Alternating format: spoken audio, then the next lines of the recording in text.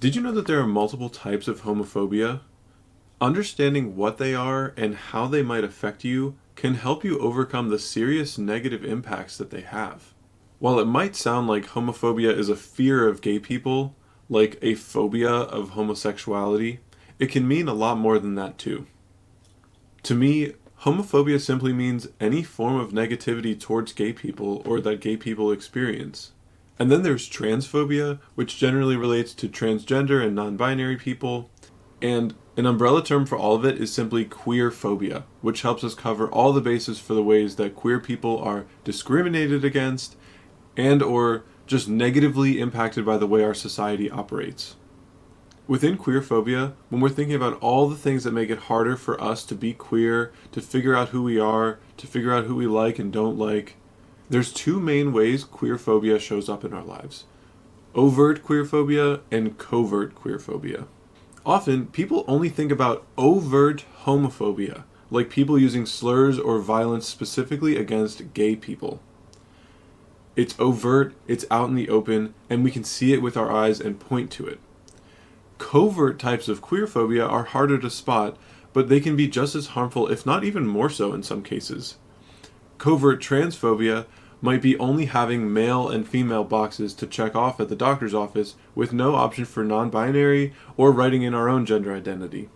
Another example of covert transphobia that can actually seem polite or positive at first is when people try to be formal and use the terms sir or ma'am when talking to someone that they don't know. It might seem harmless at first, but underneath is an assumption about how that person identifies, and another assumption that you can tell that person's gender just by the way that they look.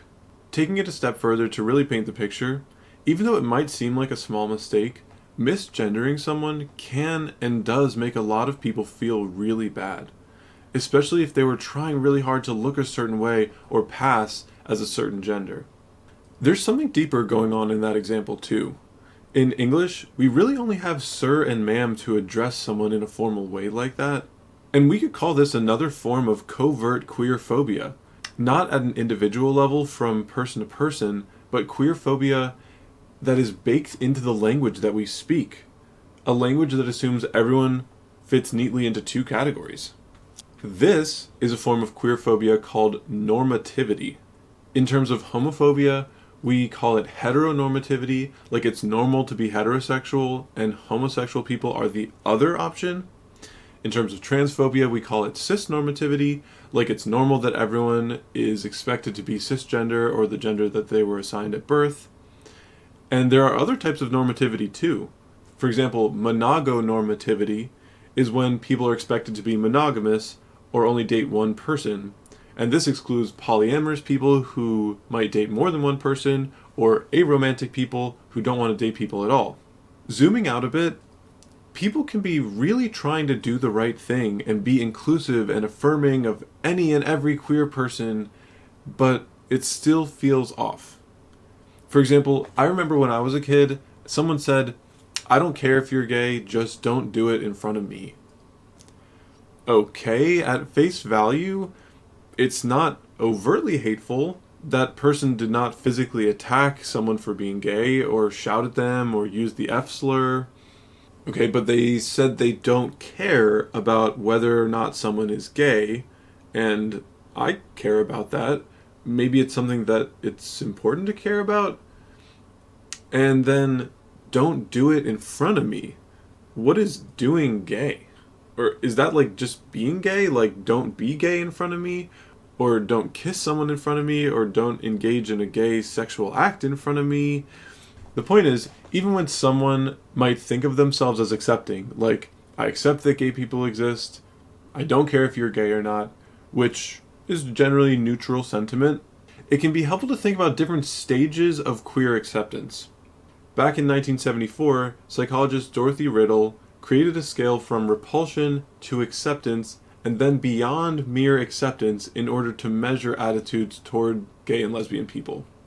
The stages of the Riddle scale include repulsion, pity, tolerance, acceptance, support, admiration, appreciation, and nurturance. Repulsion is like hatred and disgust and wanting to enact violence on queer people. Pity is like, well, no, I don't want to do violence myself, but isn't it a shame that my poor child is gay? I just wish she could be normal. Tolerance is probably where I would put the person from the quote I mentioned before. I will tolerate that queer people exist in our society, but please try not to be queer in front of me. Acceptance is like, I accept that queer people exist, it's fine, whatever. Support is the stage where I would say generally people have to do some sort of reflection and introspection in order to overcome that normativity or internalized queerphobia. Like, okay, I know people use different pronouns than I would expect, so I gotta work on that. It's just so hard. It's just so hard shows that a cis person might feel like it's a burden to support trans people, even if they feel like it's something important that they want to do. Then we have admiration and appreciation, and ultimately we all want to get to a place of nurturance, which means that we view queer people as indispensable to the health, creativity, and wholeness of our society.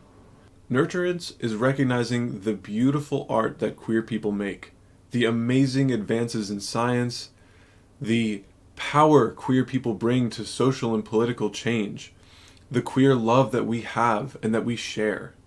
Nurturance is recognizing that these traits, the art and discovery and empathy and all the amazing things that queer people have done throughout history would not have been possible without queer people. And that by allowing queerphobia to continue to restrict and harm people, we as a society are blocking the real potential that queer people have to shine in this world. Lastly, I think it's vitally important to zoom out once again and talk about intersectionality, which I've sort of already hinted at here and there. Coined by legal scholar Kimberly Crenshaw in 1989, intersectionality describes how these systems of oppression like homophobia and queerphobia can overlap and cause more harm in multiple ways. I lump them together as queerphobia in order to explain the concept, but there is privilege in being a gay person who identifies as cis.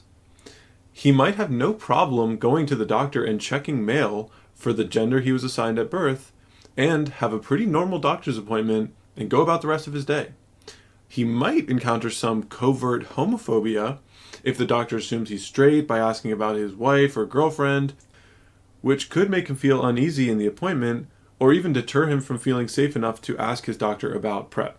But someone else who identifies as pansexual and feels like a third gender is the best way to describe their lived experience, they might experience multiple forms of discrimination and barriers to getting the healthcare that they need.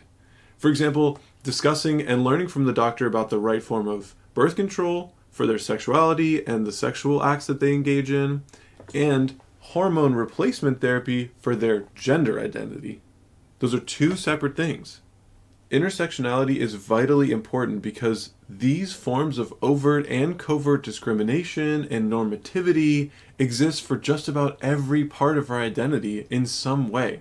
Our age, our disability status, whether we were born disabled or acquired a disability later in life, our religion and spirituality or lack thereof, our ethnicity and our race, our socioeconomic status, which includes things like poverty or what types of education are available to us, sexual orientation like I've talked about, also indigenous and native heritage, national origin and immigration status, and even gender identity, like I've also discussed. So, it's just as important to think about where you might be on the riddle scale for each and every one of those parts of our identity that I just listed, because that's important, full stop. And because there are queer people in every single one of those groups. So if we're not investigating the internalized racism and ableism and ageism and colonialism, we're never going to truly get to nurturance. The good news is, now that we know where we're headed, the path gets a lot clearer and we can help each other along the way.